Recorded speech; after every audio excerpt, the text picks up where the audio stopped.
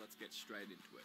Now once you have Photoshop open, you can just hit Control N to make a new document, and then we can just change all of our document settings within here, and then we can just press OK to make a new document. Once you've made a new document, you can simply double click on the background layer to make it into a new layer that you can actually edit.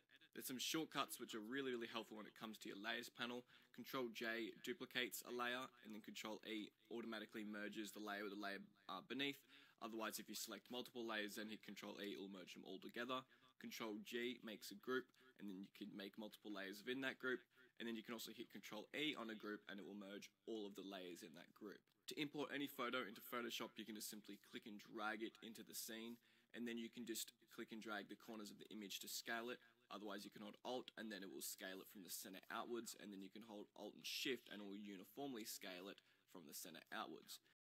And then if you hold Control, you can then skew the picture and change perspective and the angle. You can also hold Control and Alt, and then it will change this on 2 axes as well. Just to confirm or delete the changes, you can just simply hit Escape to get rid of the changes, or you can just hit Enter to confirm the changes that you made. If you can't edit a layer, that's probably because it's not rasterized. If it has this little icon here, you can just simply right-click on the layer, hit Rasterize Layer, and then you can duplicate it, you can merge it and do whatever you want. You can also hit Control U on the keyboard to go to hue and saturation. Here you can change the color of the picture, the saturation, and the lightness. You can also hit Control I to invert a picture. If you want to add any sorts of effects such as blurs and distorts and things like that, we can just go up to the word filter on the top bar here, and then we have this drop down menu here of things like the blur gallery, distort, pixelate, sharpen, all sorts of effects. So if I just quickly add a Gaussian blur to this and hit OK, you can see it adds a blur.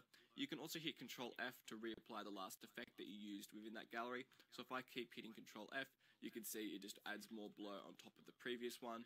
And this also works for multiple effects. So if I go to distort and then add a spherize, hit OK, then I can press Control F again, and then it will reapply that spherize. So whatever you used last, it will reapply that. All of the color correction and color changing options you'll find in the adjustments panel. You can just go to Window and then Adjustments to bring up the panel, and then you'll see it here. Here's where you can change your brightness and contrast, your levels, your vibrance, your color lookup, gradient map, all these sorts of things. A really common thing a lot of people don't know about Photoshop is the saturation effects or type to your image. You can click T to go to the type tool, and then you can just simply start typing. I could just type in my name here. Once selected that text just by clicking and dragging, you can change the color, and then if you hold Control and click and drag over the font size, that dynamically changes the font size as well.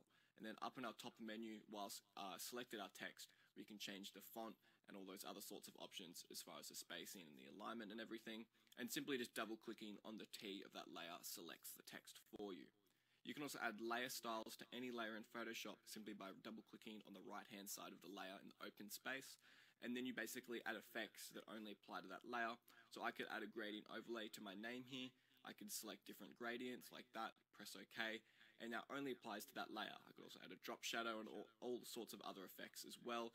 It only applies to that layer, and then I can right click on that layer, I can copy the layer style, and then I could right click on another layer and paste that same layer style on top of another layer as well. Then you can just right click on any layer and then click on clear layer style to remove all the layer style settings. Otherwise you can click on the little drop down arrow and then just turn off the eye for the effects, so you turn off the visualization of those effects. If you try to erase a text layer, it won't work because it's a text layer and you need to rasterize it.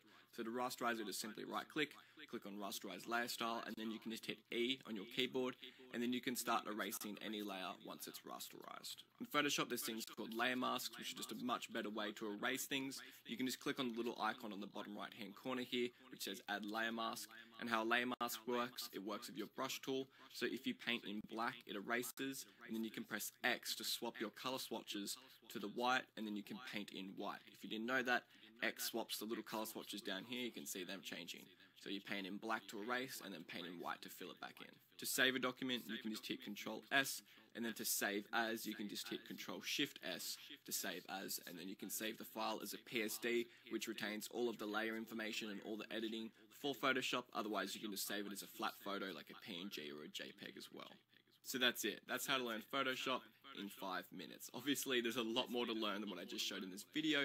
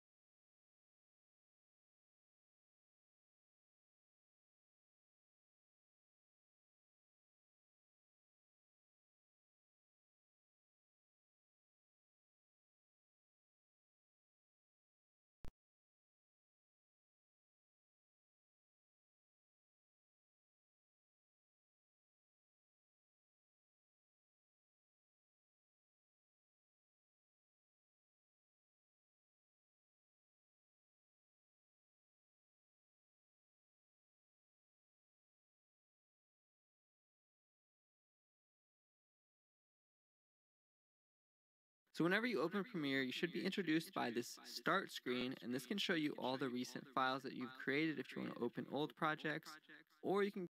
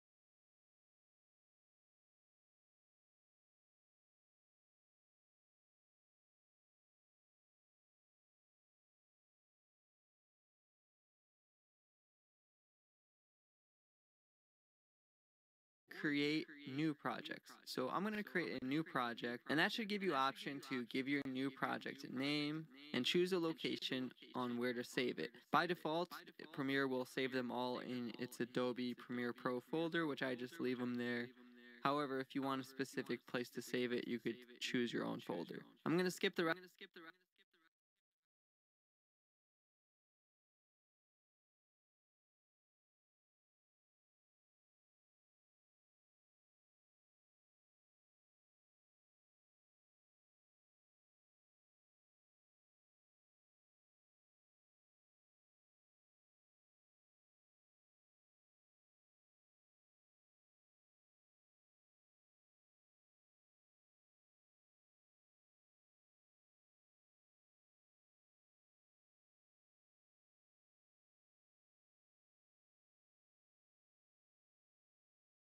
Save.